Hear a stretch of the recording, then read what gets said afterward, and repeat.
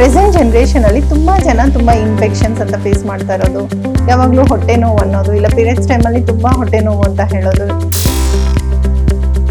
Professional oriented ಆಗಿ how to use, ಏನು use ಮಾಡಬೇಕು, ಹೇಗೆ ಯೂಸ್ ಮಾಡಬೇಕು.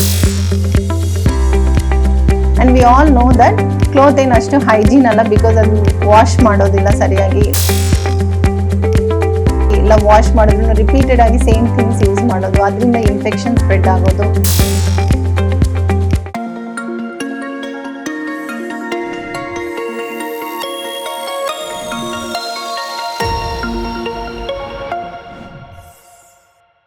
ಎಲ್ಲರಿಗೂ ನಮಸ್ಕಾರ. ನಾನು doctor Anita Manoj, fertility specialist, ಗರ್ಭಗುಡಿ IVF ಸೆಂಟ್ರಲ್ ವರ್ಕ್ ಮಾಡ್ತಾ ಇದ್ದೀನಿ. ಸೊ ಇವತ್ತಿನ ದಿನ ನಾವು ಮೆನ್ಸ್ಟ್ರಲ್ ಹೈಜೀನ್ ಬಗ್ಗೆ ಮಾತಾಡೋಣ. ಅಂದರೆ ಪೀರಿಯಡ್ಸ್ ಟೈಮಲ್ಲಿ ಯಾವ ಥರ ಕ್ಲಿನ್ಲಿನೆಸ್ ಮೇಂಟೈನ್ ಮಾಡಬೇಕು. ಬಿಕಾಸ್ ಇತ್ತೀಚೆಗೆ ಎಲ್ಲ ಹೆಣ್ಮಕ್ಳಿಗೂ ಇರೋಂಥ ಒಂದು ಮೇಜರ್ ಡೌಟೇ ಇದೆ. ಬಿಕಾಸ್ ತುಂಬ ಜನ ಪ್ರಾಬ್ಲಮ್ಸ್ ಫೇಸ್ ಮಾಡ್ತಾ ಇರೋದೇನು ಅಂದರೆ, ಮುಂಚಿನ ಜನ್ರೇಷನಲ್ಲಿ ಅವ್ರು ಬೇರೆ ಥರ ಯೂಸ್ ಮಾಡ್ತಾ ಇದ್ರು ಆ್ಯಂಡ್ ಅವರಿಗೆ ಈ ಪೀರಿಯಡ್ಸ್ ಹೈಜೀನಿಂದ ಬೇರೆ ಸಮಸ್ಯೆಗಳು ಏನು ಬರ್ತಾ ಇರಲಿಲ್ಲ. ಆದರೆ ಈಗ ಪ್ರೆಸೆಂಟ್ ಜನ್ರೇಷನಲ್ಲಿ ತುಂಬ ಜನ ತುಂಬ ಇನ್ಫೆಕ್ಷನ್ಸ್ ಅಂತ ಫೇಸ್ ಮಾಡ್ತಾ ಇರೋದು, ಯಾವಾಗಲೂ ಹೊಟ್ಟೆ ನೋವು ಅನ್ನೋದು, ಇಲ್ಲ ಪೀರಿಯಡ್ಸ್ ಟೈಮಲ್ಲಿ ತುಂಬ ಹೊಟ್ಟೆ ನೋವು ಅಂತ ಹೇಳೋದು, ಇಲ್ಲ ಹಲವಾರು ಸಮಸ್ಯೆಗಳು. ಆ್ಯಂಡ್ ಪ್ರೊಫೆಷ್ನಲ್ ಓರಿಯೆಂಟೆಡ್ ಆಗಿ ಹೌ ಟು ಯೂಸ್, ಏನು ಯೂಸ್ ಮಾಡಬೇಕು, ಹೇಗೆ ಯೂಸ್ ಮಾಡಬೇಕು, ಇದನ್ನು ಯೂಸ್ ಮಾಡ್ಬೋದಾ ಮಾಡಬಾರ್ದಾ ಇಂಥ ತುಂಬ ಡೌಟ್ಸ್ ಇದೆ.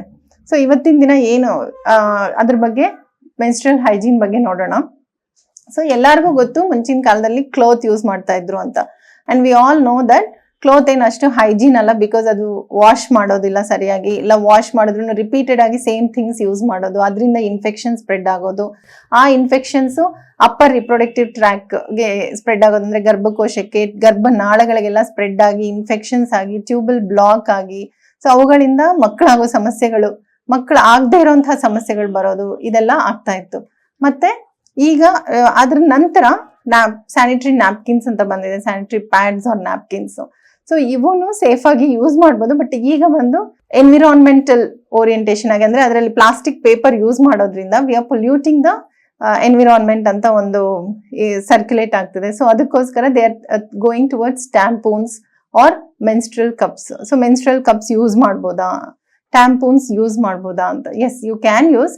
ಈವನ್ ಸ್ಯಾನಿಟರಿ ನ್ಯಾಪ್ಕಿನ್ಸ್ ಆಗಲಿ ಪ್ಯಾಡ್ಸ್ ಆಗಲಿ they can use. But frequent ಆಗಿ ಚೇಂಜ್ ಮಾಡ್ಕೊಳ್ಳೋದು, ಫ್ರೀಕ್ವೆಂಟ್ ಆಗಿ ವಾಶ್ ಮಾಡ್ಕೊಳ್ಳೋದು ಮಾಡ್ತಾ ಇರಬೇಕು. ಅಂಡ್ ಕರೆಕ್ಟ್ ಡಿಸ್ಪೋಸಲ್ ಇರಬೇಕು. We should not pollute the sand or the soil. ಇನ್ನೊಂದು menstrual cups, the present generation everywhere we know that everyone are talking about the menstrual cups. Yes, menstrual cups can be safely used.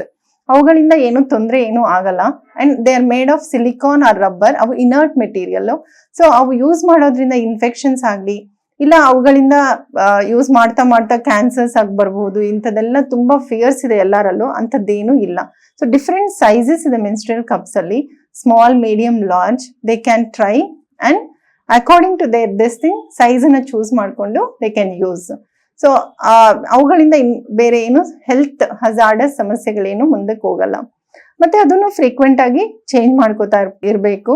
Wash ಮಾಡ್ಕೊಂಡು they are reusable, they are not disposable. So dispose ಮಾಡೋದು, ನೇಚರ್ನ pollute ಮಾಡೋದು ಅಂತ ಕ್ವೆಶನ್ನೇ ಬರಲ್ಲ menstrual cups ಅಲ್ಲಿ. Tampons also can be used, but same like sanitary napkins.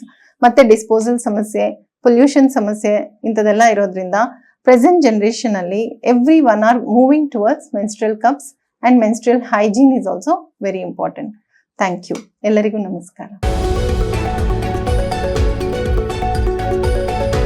ಪ್ರತಿ ಕ್ಷಣದ ಸುದ್ದಿಗಳಿಗಾಗಿ ವಿಸ್ತಾರ news app download ಮಾಡಿ.